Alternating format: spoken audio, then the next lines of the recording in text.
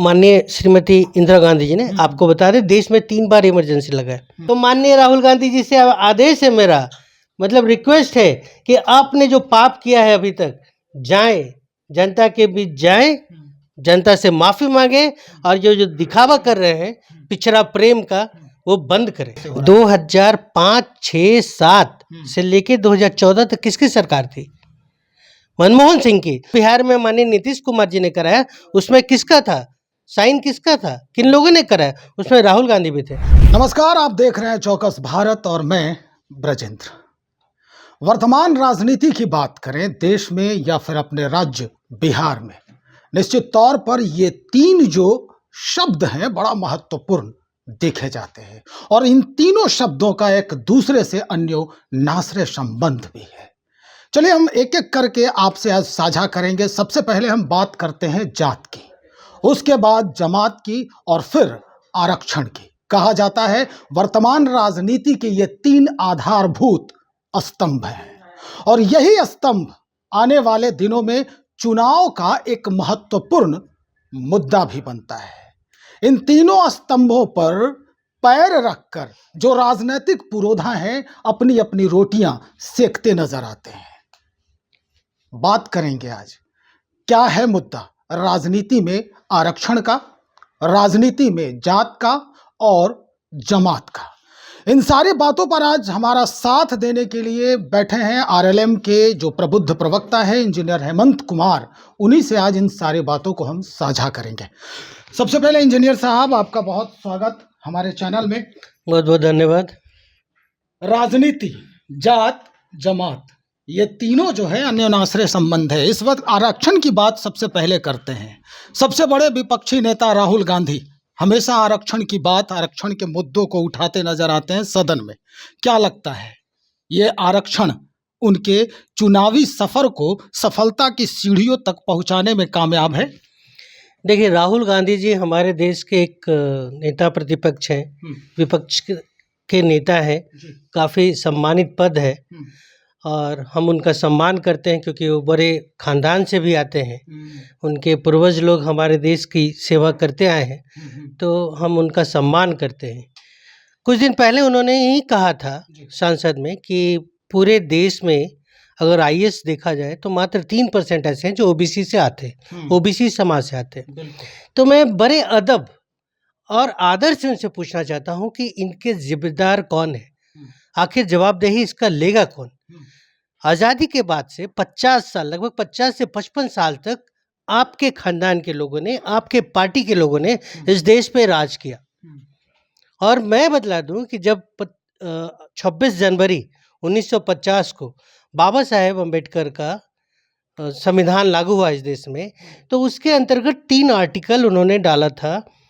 चूँकि आपने आरक्षण की बात की तो 340 ओबीसी वर्ग के आरक्षण के लिए आर्टिकल बनाया गया था, 341 एससी एसटी के लिए, एससी के लिए और 342 एसटी के लिए।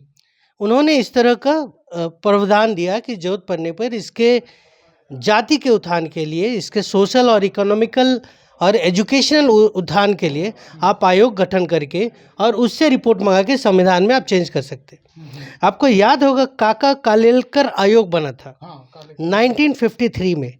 वो बैकवर्ड क्लास के लोगों के एजुकेशनल और सोशल स्थिति का जानकारी के लिए बनाया गया था कि क्या है इस देश में और उसके लिए हम लोग उसके उत्थान के लिए क्या कर सकते हैं। तब क्या हुआ, 1955 में काका कालेलकर आयोग ने बैकवर्ड के लिए, बैकवर्ड लोगों के लिए 27% आरक्षण का प्रावधान पेश किया था। उस समय नेहरू जी की सरकार थी, ये बना था जबकि राष्ट्रपति थे डॉक्टर राजेंद्र प्रसाद। इस रिपोर्ट को 1961 तक अपने पास रखे और बाद में कांग्रेस ने, सरकार ने इसको आयोग घोषित कर दिया, इसको रिजेक्ट कर दिया, इसकी सिफारिशें लागू नहीं करने का फैसला लिया। तो राहुल गांधी जी बताएं कि वो किसकी सरकार थी? पहला आपने वहां गलती किया। उसके बाद क्या हुआ? उसके बाद फिर आपका जब सरकार बना 1979 में मोरारजी देसाई जी का, तब मंडल कमीशन का रखा गया नींव, मंडल कमीशन दिया गया बीपी मंडल जी बिहार के पूर्व मुख्यमंत्री को, इसी बैकवर्ड कमीशन बना के कि आप फिर से इस पे करिए। मंडल कमीशन के बाद काफी जो है उथल पुथल मच गया वो था। तो बाद में, ये 79 में आयोग बना था। लेकिन किसके राज में बना, किसके काल में? मोरारजी देसाई थे उस समय प्रधानमंत्री। बाद में फिर 1989 में जब बीपी मंडल जी आए, तब उन्होंने 89 में बीपी मंडल जी आए, कांग्रेस की सरकार नहीं थी, जनता दल की सरकार थी, उससे पहले जनता पार्टी की सरकार थी, उन्होंने इस आयोग को लाया और 1990 में बीपी सिंह सरकार ने इस मंडल कमीशन आयोग को लागू किया। तो आप सोचिए कि 50 से लेके 90 तक 40 साल कांग्रेस की सरकार रही। मतलब राहुल गांधी का ये आरोप सदन में जो किया था उन्होंने कि ओबीसी के जो लोग हैं वो वर्तमान सत्ता के भागीदारी जो है उनकी, चाहे वो किसी भी पद पर हो, राजनीति में हो या किसी अधिकारी के पद पर आसीन है, उनकी संख्या बिल्कुल कम है। इसको आप काट रहे हैं। काट रहे नहीं है, उसके जिम्मेदार वही है। अच्छा। वो शख्स है, वो कांग्रेस है जिसने ओबीसी समाज, एसटी समाज और खासकर मुस्लिम वर्ग के लोगों को बढ़ने नहीं दिया। और हम नहीं बोल रहे, आप डेटा निकाल के देख लीजिए ना, उन्होंने क्या क्या किया। ये तो आरक्षण जो रोका, बढ़ने नहीं दिया 40 साल पिछड़े वर्ग को। आपको और एक चीज बतला देते हैं, आर्टिकल 341 एससी के लिए बना था, 26 जनवरी 1950 को लागू हुआ और 10 अगस्त 1950 को कांग्रेस सरकार ने उसको निरस्त कर दिया कि जात धर्म के आधार पर इसमें हम आरक्षण नहीं देंगे। नतीजा क्या हुआ? मुस्लिम वर्ग के और जो भी पारसी वर्ग के, ईसाई वर्ग के थे, उनको आरक्षण का लाभ नहीं मिला और आज तक उन लोग सड़क पे हैं, लड़ाई लड़ रहे हैं। बीच बीच में सिख समुदाय और कुछ लोग को मिला, लेकिन आज भी मुस्लिम के ऐसे बहुत से लोग हैं जिनको उसका लाभ नहीं मिला। और आप जाकर देख लीजिए। अब चलिए, बहुत आरोप लगा लिए आप राहुल गांधी के ऊपर और कांग्रेस के ऊपर, थोड़ी सी बात करते हैं बिहार की। 75% आरक्षण का जो है वो उन्होंने पुरजोर कोशिश किया था, जो वर्तमान मुखिया हैं हमारे राज्य के नीतीश कुमार, लेकिन सुप्रीम कोर्ट ने उस पर रोक लगा दिया। ये कहाँ तक सही था? देखिए, बात अगर आप करें 75% का जो आया था, उसका रीजन था, पहले था कि 50% से आगे नहीं लगेगा, लेकिन एकदम 60 हुआ क्योंकि वो स्वर्ण लोगों के लिए आरक्षण लागू किया गया। 15% इन्होंने इसलिए बढ़ाया कि ये जातीय जनगणना कराया गया बिहार में और ये पाया गया कि आबादी ज़्यादा है, अति पिछड़ा का मिला के, तो इसलिए उन लोगों ने इसको आगे बढ़ाने का काम किया था। अब सरकार अपना पक्ष ढंग से नहीं रख पाई, वो अलग रीजन है, कोर्ट में मामला है, उस पर टिप्पणी नहीं करना। इंजीनियर साहब, ये मान लिया आपने कि ये जो आधारित जनगणना थी, जाति आधारित जनगणना हुई और उसके बाद आरक्षण की जो कोशिश हो गई कि 60 से 75% किया गया, ये सब अपने राजनीतिक जो सीढ़ियां हैं उसे चढ़ने के लिए किया जा रहा है? नहीं, देखिए, ये फिर बात नहीं है। आज राहुल गांधी आवाज उठाते हैं कि जो आरक्षण का बात करते हैं और कहते हैं जनगणना कराना चाहिए, हम उन्हीं से सवाल है। 1931 में जनगणना हुआ था इंडिया में, उसके बाद जो बिहार में माननीय नीतीश कुमार जी ने कराया, उसमें किसका था साइन, किसका था, किन लोगों ने कराया? उसमें राहुल गांधी भी थे। आज जो उसके आवाज़ उठा रहे, मुझे समझ में नहीं आता है राहुल गांधी आखिर कहना क्या चाहते हैं। मैं एक चीज़ और आपसे कहना चाह रहा हूँ कि मुस्लिम वाला जो उन्होंने कैंसिल किया था, उसके बाद 2 आयोग बना। मैंने इसीलिए कहा जमात की बात। हाँ, उसमें भी जमात में वही है वो 2, एक 1905 में राजेंद्र सच्चर करके कमेटी बनी मनमोहन सिंह के नेतृत्व में। वो राजेंद्र सच्चर जी दिल्ली हाई कोर्ट के रिटायर्ड चीफ जस्टिस थे। उन्होंने भी घोषणा किया, उन्होंने भी दिया कि नहीं, मुस्लिम की स्थिति काफ़ी खराब है, उसको दिया जाना चाहिए आरक्षण 2006 में, उसकी नहीं बात नहीं मानेगी। उसके बाद फिर 2007 में रंगनाथ मिश्रा जी सुप्रीम कोर्ट के चीफ जस्टिस ने भी अपने रिपोर्ट में बताया कि मुस्लिम की जो हालात है काफ़ी बिगड़े हुए और उन्हें मिलना चाहिए। आज देख लीजिए, हालात ये है कि अगर कोई राम धोबी है तो उसको आरक्षण मिलेगा और रहमान धोबी है तो उसको नहीं मिलेगा।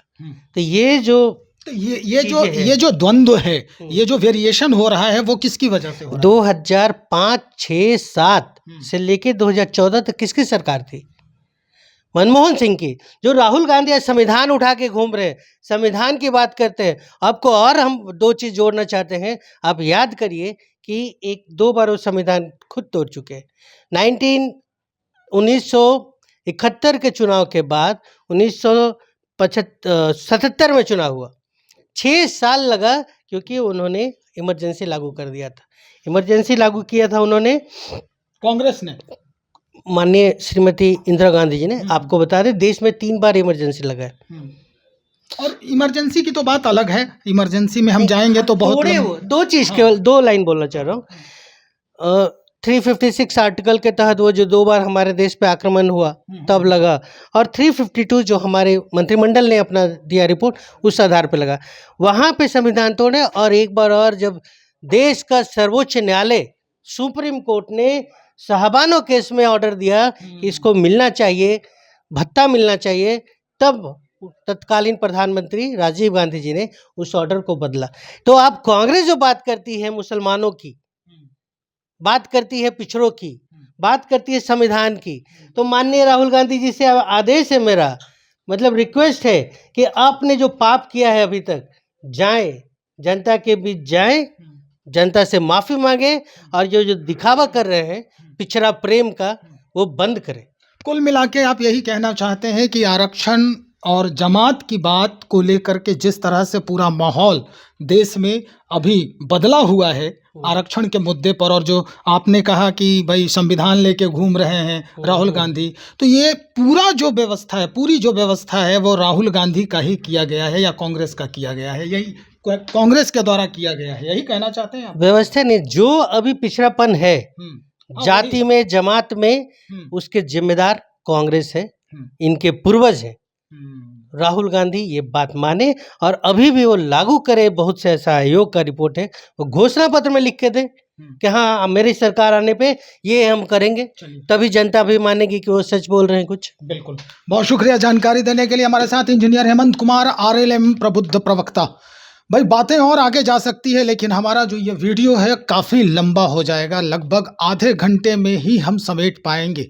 इस वजह से हम क्षमा प्रार्थी हैं, कुछ बातों को यहीं पे रोकते हैं और अब हम सीधा आपको ये बताने का प्रयास कर रहे हैं कि जिस तरह से इन्होंने पूरी व्याख्यान जो है इस मुद्दे पर कर दी है, हालांकि ये पूरे तैयारी के साथ हैं, इनके पास सारे साक्ष्य भी है और भी हम आगे बात बढ़ा सकते हैं, लेकिन समस्याएं हैं हमारे साथ भी और कुछ परेशानियां हैं, तो हमें रोकना पड़ेगा और फिर हम आगे करेंगे, इस पर और आगे बातचीत करेंगे। हम चाहेंगे कि आपका जो संदेश है, आपके तरफ से जो फीडबैक है, वो भी हमारे हम तक पहुंचनी चाहिए, आम जनता तक पहुंचनी चाहिए। बताने का प्रयास करें और फिर हम मुखातिब होते हैं आपसे बहुत जल्द। बहुत बहुत शुक्रिया आपका।